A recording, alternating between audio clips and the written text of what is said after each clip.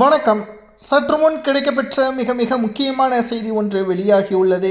செங்கோட்டையனை தேடி சென்ற அதிமுகவின் 27 சட்டமன்ற உறுப்பினர்கள் எதற்காக, என்ன காரணம், அதிமுகவில் பல்வேறு குழப்பங்களும் நீடித்துள்ளது. நண்பர்களே, இந்த வீடியோவிற்கு ஒரே ஒரு லைக் மற்றும் சப்ஸ்கிரைப் பண்ணிருங்க. அதிமுகவில் நாம் ஏற்கனவே பல முறை கூறிவிட்டோம், எடப்பாடி தலைமை பொறுப்பில் இருக்கும் வரைக்கும் வெற்றி வாய்ப்பு கிடைப்பது கடினம்.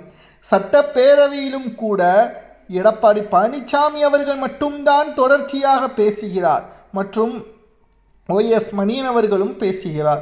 மற்ற சட்டமன்ற உறுப்பினர்கள் பேசுவதற்கான வாய்ப்பை வழங்கப்படாமல் இருக்கிறது. இதற்கு என்ன காரணம்? அவர்கள் தொகுதி பற்றியான எந்த ஒரு தகவலையும் பேச முடியவில்லை. அதே சமயம் ஆளும் கட்சியை பற்றியான தகவல்களையும் அவர்களால் பேச முடியவில்லை. சற்று எடப்பாடி பழனிசாமி அவர்கள் தன் மீது மட்டும்தான் அனைவரது கவனமும் இருக்க வேண்டும் என்பதற்காக சபாநாயகரிடம் தான் மட்டும் யாரை கை காட்டுகிறோமோ அவர்கள் மட்டும்தான் சட்டசபையில் பேச வேண்டும் என்று தற்பொழுது கடிதம் மூலமாக கொடுத்துள்ளார். இதனால் கடுமையான கோபமடைந்த அதிமுகவின் சிட்டிங் எம்எல்ஏக்கள் 27 பேர் CV சண்முகத்துடனும் OPS அவர்கள் ஏற்கனவே அதிமுகவில் நீக்கப்பட்டதற்கு எடப்பாடிதான் காரணம், அவர்களைப் போலவே நாங்களும் வெளியேறினாலும் எடப்பாடிதான் காரணம் என்ற ஒரு செய்தியும் தற்பொழுது கிடைக்கப்பெற்றுள்ளது. மேலும் சட்டப்பேரவை கூட்டத்தொடர் இன்று மதியம் 1 மணிக்கு முடிவடைந்து விட்டது.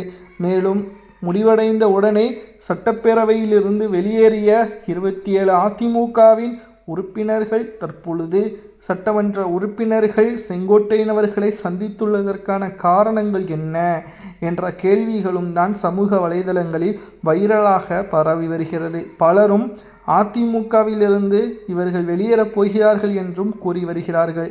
மேலும் நாம் கேட்டறிந்த வரைக்கும் அதிமுகவில் எடப்பாடி பழனிசாமி அவர்களிடம் எங்களது தொகுதி பற்றியான பேரிடர்கால மீட்பு பணிகள், மழைக்கால தொடர் தற்பொழுது இன்னும் ஒரு சில மாதங்களில் நடைபெறப் போகின்ற காரணத்தினால் முன்னெச்சரிக்கையாக எங்களது தொகுதிகளில் பாதுகாப்பு நிவாரணங்கள் போன்றவைகளை ஏற்பாடு செய்யுங்கள் என்று தனிப்பட்ட முறையில் தான் நாங்கள் சந்தித்துள்ளோம். மேலும் நட்புறவாகவும் நாங்கள் சந்தித்துள்ளோம் என்று அவர்கள் விளக்கம் அளித்துள்ளனர்.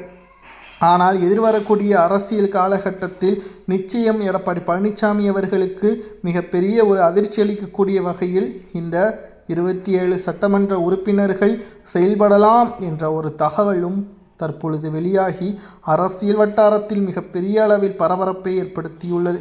இதை பற்றி உங்களது கருத்துக்களை மறக்காமல் கமெண்ட் வாயிலாக கூறுங்கள். இது போன்ற அரசியல் செய்திகள் தெரிந்து கொள்ள ஒரே ஒரு லைக் மற்றும் சப்ஸ்கிரைப் பண்ணிருங்க. நன்றி, வணக்கம்.